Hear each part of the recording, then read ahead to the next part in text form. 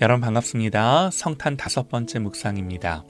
마태복음 4장 12절에서 17절 말씀 같이 보시겠습니다. 예수께서 요한이 잡혔음을 들으시고 갈릴리로 물러가셨다가 나사렛을 떠나 스불론과 납달리 지경 해변에 있는 가버나움에 가서 사시니 이는 선지자 이사야를 통하여 하신 말씀을 이루려 하심이라. 일러스되 스불론 땅과 납달리 땅과 요단강 저편 해변길과 이방의 갈릴리여, 흑암에 앉은 백성이 큰 빛을 보았고 사망의 땅과 그늘에 앉은 자들에게 빛이 빛이었도다 하였느니라. 이때부터 예수께서 비로소 전파하여 이르시되 회개하라, 천국이 가까이 왔느니라 하시더라. 아멘. 하나님 나라의 시작이라는 제목으로 하나님의 말씀 같이 듣겠습니다. 오늘 말씀을 보면요, 주님의 삶의 포커스가 어디에 있으셨는지를 너무나 잘 보여주는 구절이 있는데요. 13절부터요. 나사렛을 떠나 스불론과 납달리 지경 해변에 있는 가버나움에 가서 사시니 이는 선지자 이사야를 통하여 하신 말씀을 이루려 하심이라. 예수님이 나사렛에 사시다가 가버나움으로 이사를 가시는데요. 왜 이사 가셔요? 말씀을 이루시기 위해. 주님의 모든 행하심과 가르치심이야 물론이고 심지어 이사가심까지도 그분의 삶 전체가 말씀을 이루려 하심에 집중되어 있는 거죠. 어떤 말씀을 이루시기 위함인가? 15절입니다. 이는 선지자 이사야를 통하여 하신 말씀을 이루려 하심이라. 스불론 땅과 납달리 땅과 요단강 저편 해변길과 이방의 갈릴리여, 흑암에 앉은 백성이 큰 빛을 보았고 사망의 땅과 그늘에 앉은 자들에게 빛이 빛이었도다. 사망의 땅과 그늘에 앉은 자들에게 빛이 비춘다는 이 이사야의 말씀을 이루시기 위해 예수님이 스불론과 납달리 땅으로 가신 거예요. 우리는 이 말씀의 원래 구절인 이사야의 말씀을 좀 볼 필요가 있는데요. 이 말씀의 원 구절은 이사야 9장에 기록되어 있습니다. 전에 고통받던 자들에게는 흑암이 없으리로다. 옛적에는 여호와께서 스불론 땅과 납달리 땅이 멸시를 당하게 하셨더니 후에는 해변길과 요단 저쪽 이방의 갈릴리를 영화롭게 하셨느니라. 그러면서 멸시와 고통당하던 자들이 그 스불론과 납달리 땅이 어떻게 영화롭게 되었는가, 어떻게 그런 일이 일어났는가. 이는 한 아이가 우리에게서 낳고 한 아들을 우리에게 주신 바 되었는데 그의 어깨에는 정사를 메었고 그의 이름은 기묘자라, 모사라, 전능하신 하나님이라, 영존하시는 아버지라, 평강의 왕이라 할 것임이라. 그 정사와 평강의 더함이 무궁하며 또 다윗의 왕좌와 그의 나라에 군림하여 그 나라를 굳게 세우고 지금 이후로 영원히 정의와 공의로 그것을 보존하실 것이라. 만군의 여호와의 열심히 이를 이루시리라. 그럽니다. 한마디로요, 한 아이가 우리에게서 낳는데 그는 기묘자, 모사, 전능하신 하나님, 영존하시는 아버지, 평강의 왕이시래요.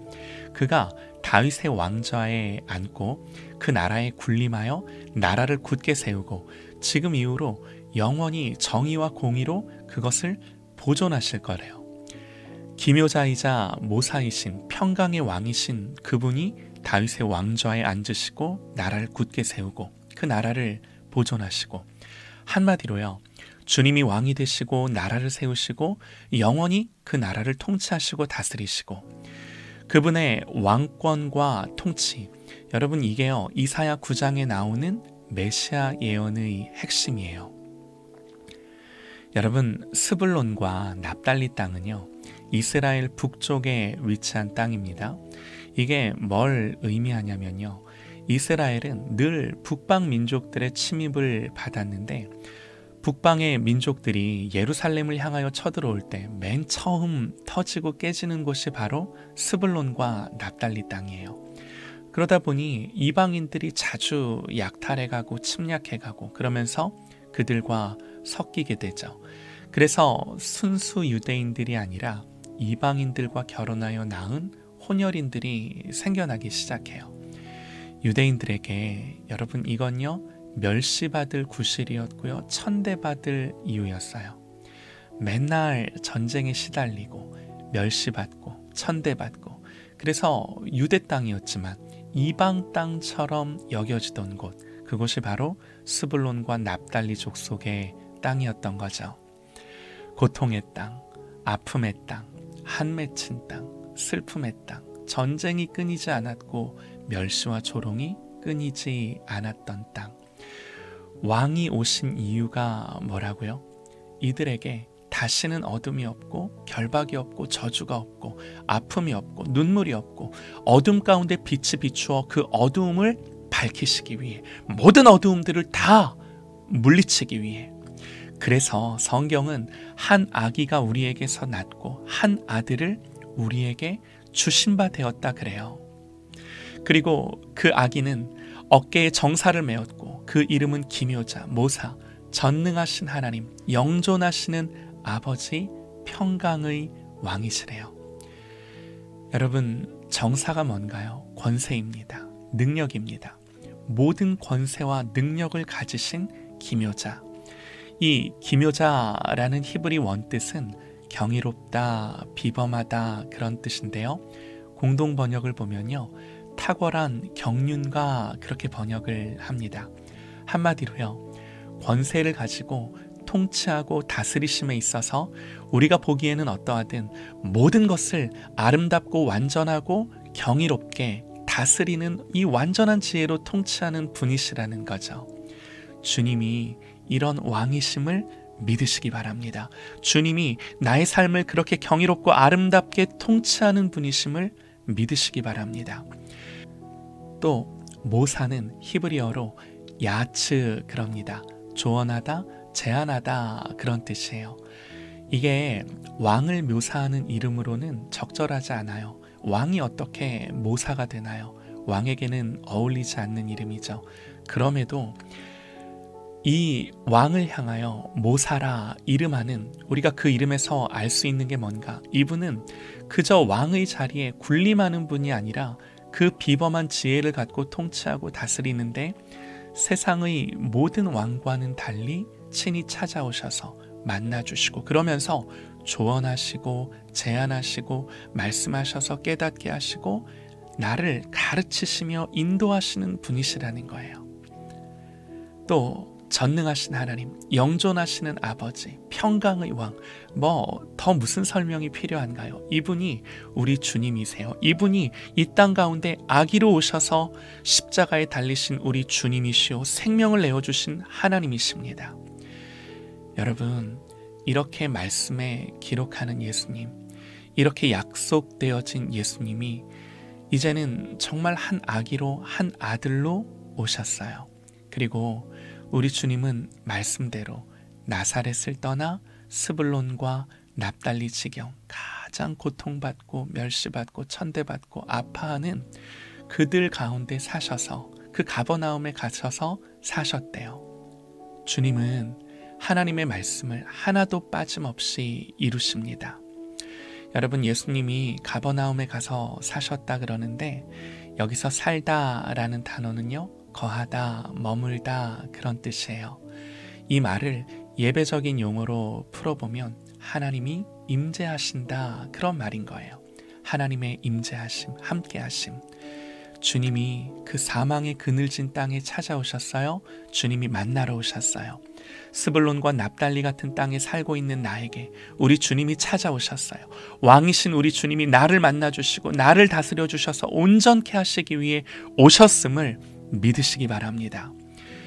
그래서 그렇게 찾아오신 주님이 그 땅에서 선포하신 맨 처음 하신 말씀이 뭔가, 우리는 특별히 이 말씀을 더욱더 새기길 원합니다. 오늘 말씀 4장 17절 말씀입니다. 이때부터 예수께서 비로소 전파하여 이르시되 회개하라, 하나님 나라가 가까이 왔느니라 하시더라. 여러분, 예수님이 뭘 말씀하세요? 하나님 나라를 선포하세요. 하나님의 통치를, 하나님의 주권을 선포하세요. 여러분, 이분이 왕이세요. 내 삶 가운데 당신의 나라, 나의 나라가 아니라 하나님의 나라, 하나님의 통치와 다스림이 영원히 떠나지 아니하는 그 나라를 굳게 세우시고 보존하시고 평강으로 통치하세요. 주님 말씀하십니다. 그 나라가 가까이 왔대요. 그래서 뭐 해라? 회개하라. 돌이키래요. 여러분, 회개는요, 입으로 잘못했어요 말하는 것이 아니라 돌이키는 것입니다. 회개는요, 하나님의 통치 밖에 있는 것이 아니라 실제로 이제는 하나님의 통치와 주권 안으로 들어오는 거예요. 회개는 입으로 하는 게 아니라 내가 주인으로 살다가 하나님으로 주인을 실제로 바꾸는 거예요. 삶을 바꾸는 거예요. 사랑하는 여러분, 그런 회개가 날마다 저와 여러분의 삶 가운데 일어나기를 소망합니다. 그래서 여러분, 예수님이 말씀하시기를 천국은, 하나님의 나라는 침노하는 자의 것이다 그러세요. 침노한다는 건요, 공격하고 빼앗는 거죠. 예수님이 천국을 그렇게 묘사하는 것은 우리로 하여금 하나님 나라를 사모하고 주님의 통치를 열망하여 하나님 나라로 들어오라는 겁니다. 이렇게 하나님 나라로 들어가는 저와 여러분 되시기를 소망합니다. 그래서 예수님, 심령이 가난한 자가 복이 있나니 천국이 저희 것이며 말씀하십니다. 가난하니까 사모하는 거죠. 가난하니까, 없으니까 간절히 원하는 겁니다. 오늘도 이 하나님의 나라를 사모하며 가난한 심령으로 천국을 침노하여 들어가는 저와 여러분 되시기를, 그래서 하나님의 통치와 주권과 그 나라가 임하는 삶을 사는 저와 여러분 되시기를 간절히 소망합니다.